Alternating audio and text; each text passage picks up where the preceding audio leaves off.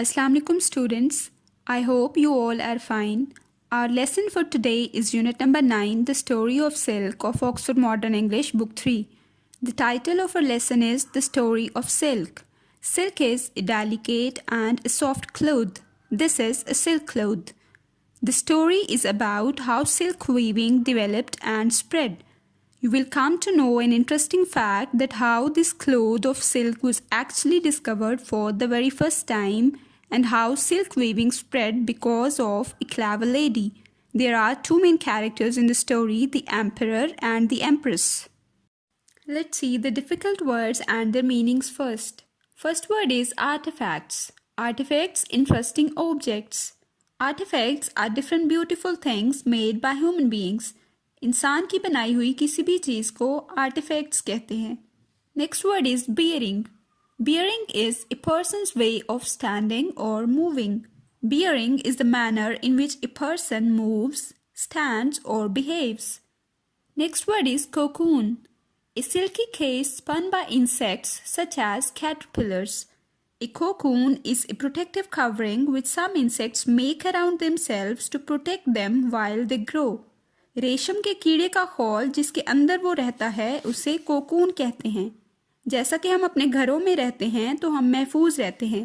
कोई भी जानवर हमें नुकसान नहीं पहुंचा सकता. इसी तरह जब कीड़े अपने खोल या कोकून के अंदर रहते हैं तो वो हर चीज़ से महफूज रहते हैं. तो यूँ समझ लें कि कोकून कीड़ों का घर होता है. This is a cocoon. Next word is confined. Kept to one area. Confined means limited to a particular location. Next word is custom. A habit or traditional way of behaving. Custom is something that is done regularly by a person. मतलब आदत. Next word is elaborate. Carefully made with lots of fine detail. Elaborate means made with great care and in much detail.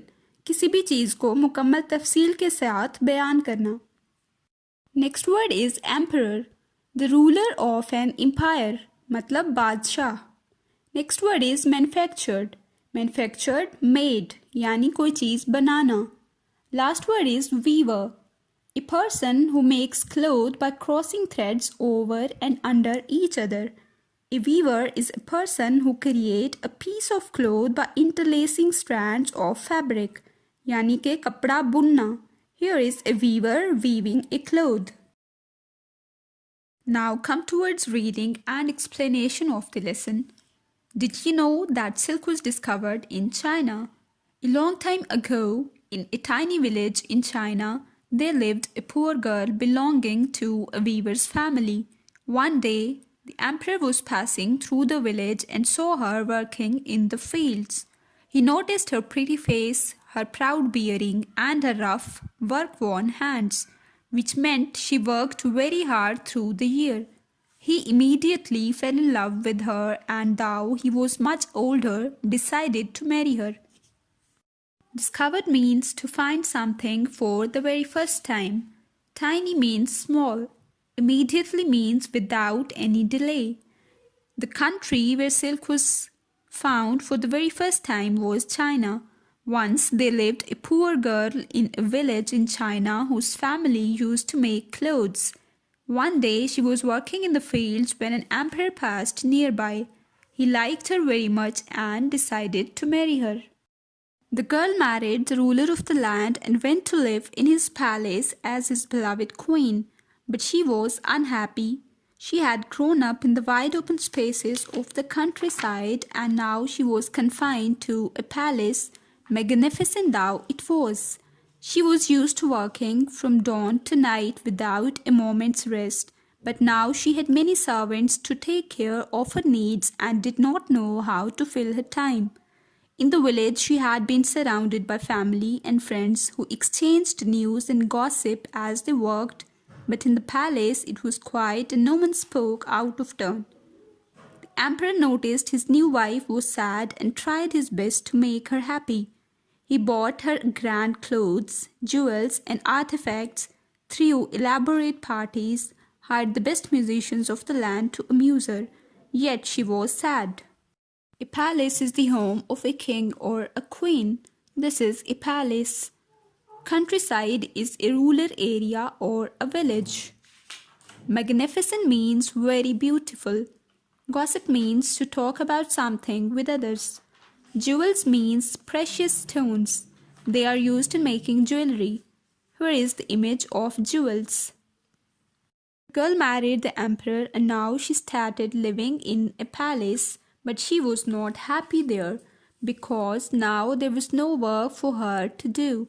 She had many friends in the village and had much work to do there, but she had servants in the palace now. The emperor made his every possible effort to make her happy, yet she remained sad. One afternoon, the empress sat under a mulberry bush in her garden, lost in her thoughts about her village. She slowly sipped hot water from a cup. Staring up at the blue sky, the girl remembered the birds that flew over her village. Then, sighing softly to herself, she picked up her cup to take another sip. But what was this? A mulberry bush is a type of tree that has berries on it. This is mulberry bush. Sipped means to drink. Staring means to look at something for a long time. One afternoon, she was sitting in her garden under a mulberry bush, and she had a cup of hot water in her hand. When she was drinking hot water from it, she saw something in it. Let's see what was it. A cocoon from the mulberry bush had dropped into the hot water. Her first thought was to throw away the water and the cocoon, but then she took a closer look and she saw some threads peeping out from the cocoon. Where had they come from? She pulled the threads. They were thin, strong, and shiny. She kept pulling and a long line of thread came out. Now the empress had a great idea. She would take the thread from many cocoons and weave soft, strong cloth from it. Cocoon is a shell in which some insects live. Peeping out means to begin to come out. Weave means to make cloth. As she was sitting under a mulberry bush, a cocoon from that tree fell and dropped into the cup of hot water which she was holding. She looked at it carefully and she saw something interesting. She saw that some threads were coming out from that cocoon. Now she was thinking that where had they come from? Those threads were shiny and strong. She had a great idea. She decided to make the thread from many cocoons and weave a beautiful cloth from it. And students, that beautiful cloth will be silk. She called her servants and everyone got to work. They took cocoons out of the mulberry tree, dropped them in hot water and removed the thread. They gathered a fair amount of yarn. Then the queen ordered a special weaving machine and wove the first piece of cloth using this new thread. This was how silk, the best and the brightest form of cloth, was weaved. Gathered means to collect. Yarn is thread. Brightest means having strong color and shiny. Now she called her servants. They collected a large amount of thread from many cocoons. Then she made the first piece of cloth from that thread on a weaving machine. This is how silk, the best and very soft, shiny and beautiful cloth, was made for the very first time. So students, silk is actually made from silkworms which produce threads. These threads are extracted from the cocoons in which silkworms live. That thread is spinned and weaved into silk. This is the actual story of silk. The manufacture of silk spread throughout China. It was the cloth that only royalty could wear and was much in demand in lands as far as Rome. The route along which silk was traded between China and Europe through Asia was called the Silk Route. Trade means to sell or buy things. The making of silk spread throughout China after this. Silk was very expensive cloth and it was in much demand in the other countries too. So China started its trade and the route through which it was traded between China and other countries was called Silk Route. Now that the Chinese had learned how to make silk cloth, they did not want to share this knowledge with anyone in the world.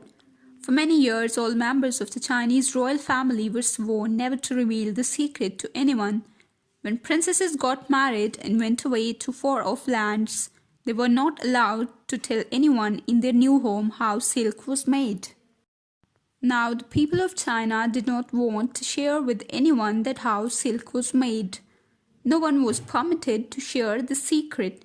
When princesses got married and went away to far-off lands, they were strictly prohibited not to share the secret of silk making with anyone. Here is a question in the box here. Why do you think the Chinese wanted to keep the knowledge of making silk a secret?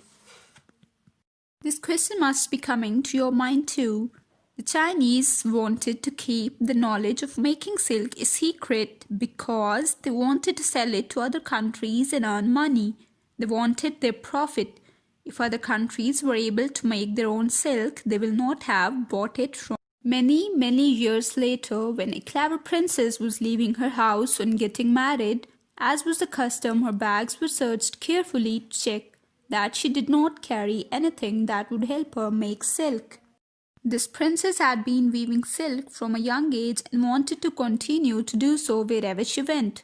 She had hidden the cocoons in her long, elaborate hairdo. No one thought of looking there.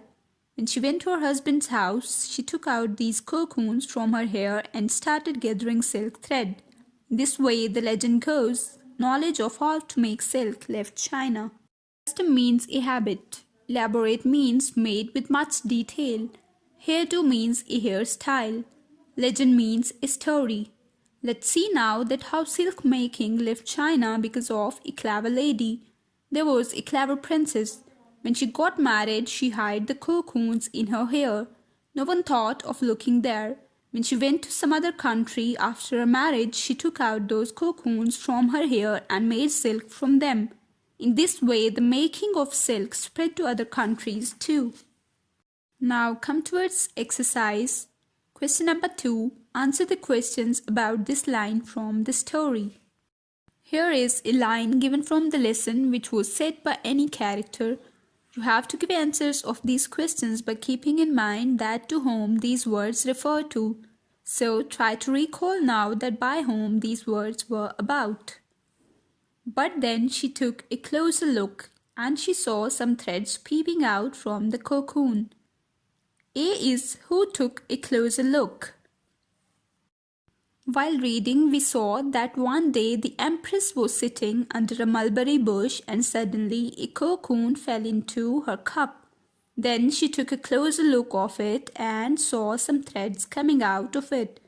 So, the answer of this question is that the Empress took a closer look. B. Where was the cocoon? As we read earlier that the cocoon dropped and fell into the cup of hot water which the Empress was drinking. So, the cocoon was in a cup of hot water she had been drinking. C. How was she feeling at this time? While reading the story, we saw that she was not happy in the palace because she left her village and she had no work to do in the palace. So the answer is that she was feeling sad at this time as she was lost in the memories of her past. D. What did she do after this? When the cocoon had fallen into her cup, she first thought of throwing it. But then when she took a closer look and saw some threads coming out of it, she decided to make a cloth from it. So the answer for this question is that she pulled the thread and had a great idea to take the thread from the many cocoons and weave soft cloth from it. E. Why is this an important moment in the story? The moment which we are talking about in the story is when silk was made for the very first time. So, this is an important moment in the story as silk was discovered. Now come towards next question, which is question number 3, fill in the blanks. A. She sipped hot water from a cup. Remember, she was drinking hot water slowly from a cup. So, she slowly sipped hot water from a cup. B. They had a fair amount of yarn. They had collected or gathered a fair amount of yarn. C. The Empress had a idea. Remember when we were reading the story that the Empress had a great idea to make silk cloth from many cocoons. So the Empress had a great idea. D. She had hidden the cocoons in her long dash hairdo. In her long, elaborate hairdo. E. She had grown up in the dash open spaces of the dash. She had grown up in the wide open spaces of the countryside. Now come towards part B, working with words. Number 1. All these words are in the story, unscramble them. Here are the words given to you which are not in the correct order. You have to make correct words from them. A. Peeping. B. Elaborate. C. Bearing. D. Weaver. E. Cocoon. F. Princess. Question number 2. How many words can you make from the letters in each grid below? You must use the middle letter in all the words you make. Example, in grid A, the letters are Y, R, S, T, E, D, E, Y and A. Yes, dear and set.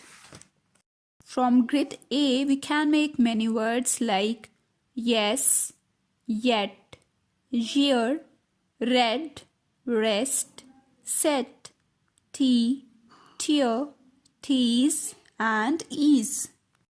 Words like ripe, tip, trip, sip, step, pet and pest can be made from grid B. And from grid C we can make words like awe, sway, way, new, dew and dawn. Question number 3. Given below are the meanings of some words. Can you guess them? A. In the past. Whatever is in the past, we call it yesterday. B. Most lovely. Whatever is most lovely, we call it prettiest. C. In the week. Here you can write any day of the week like Wednesday, Tuesday, Friday. Now come towards part C, learning about language. Subject and predicate. A subject is the person or a thing we are talking about, and what happens to the subject or what the subject do comes under the predicate. A predicate has a verb and an object in it. Question number 1 is divide the following sentences into their subjects and predicates. A. Birds fly in the air. Here, birds is the subject as the thing we are talking about in this sentence are the birds. Fly in the air is predicate. B. Carpenters make furniture.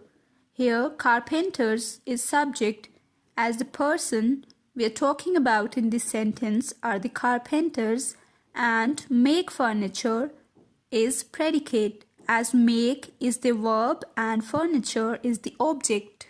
Number C. The boys ran down the road. The boys is subject and ran down the road is predicate. D. The girls sang sweetly. The girls is subject and sang sweetly is predicate. E. My mother went to Hyderabad. My mother is subject and went to Hyderabad is predicate. F. Both my brothers made a box. Here subject is my brothers and made a box is predicate.